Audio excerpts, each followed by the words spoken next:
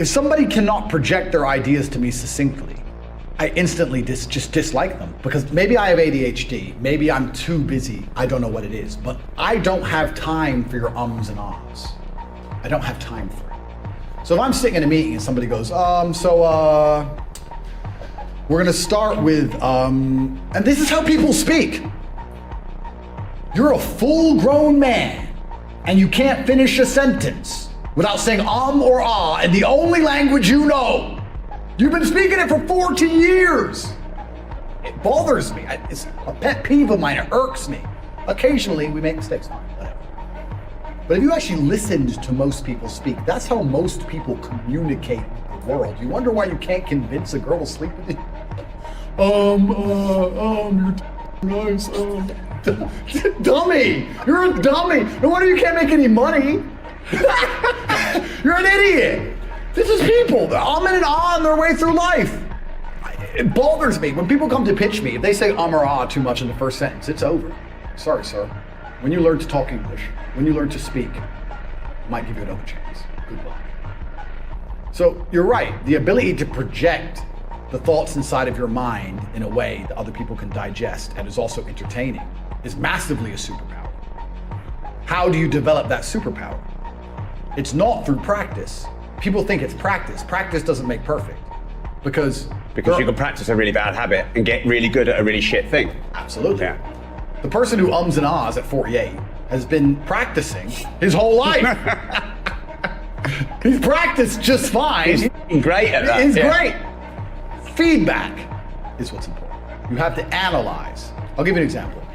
When I was playing chess as a kid, I would play chess for 2 hours a day training under my father.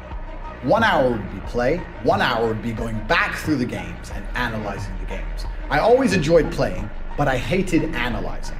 But it was the analysis that made me better.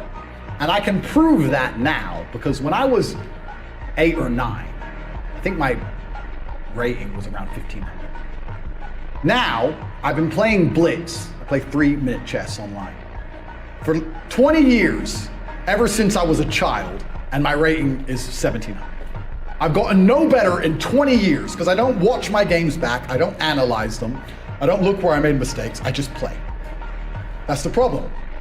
So when people speak, they just speak. They don't watch themselves back. I'm gonna watch this podcast 10 times. And I'm gonna identify every single time I stuttered or made a mistake or didn't use the word I should have used. And then people are gonna ask me, how do I speak the way I speak? Why do my podcasts get the most views? Because I'm a professional. And if I'm gonna do something, I'm gonna do it properly. That's why. Most people will do a podcast and they'll just sit there and they'll just talk shit and then they'll finish it and they'll go on with their brokey day and be a brokey. But it's very interesting what you said about speech, because that also ties back to my current predicament. This is the first time in my adult life I can't use my superpower. Because my superpower is talking. If you were to put me in front of someone and give me an hour to convince them that I could rip out their throat with my little finger, I guarantee by the end they'd be afraid. We both know I probably could. By the end, part of them would think, he's confident. I can't talk in court because I don't speak English. It's very weird for me. I became acutely aware of my superpower because I'm going through this process and my lawyer's talking blah, blah. And I'm like, why am I so frustrated with all of this? And one day it dawned on me, I don't get to talk. When I get to talk, this is how much of a superpower speaking is. When I get to talk, it's fine. I could have talked the ocean out of freezing me to death on the Titanic. I could have literally said, listen, bro, my unmatched perspicacity, blah, I could have ran my mouth and I would have, it would have warmed up for me. I'm that guy.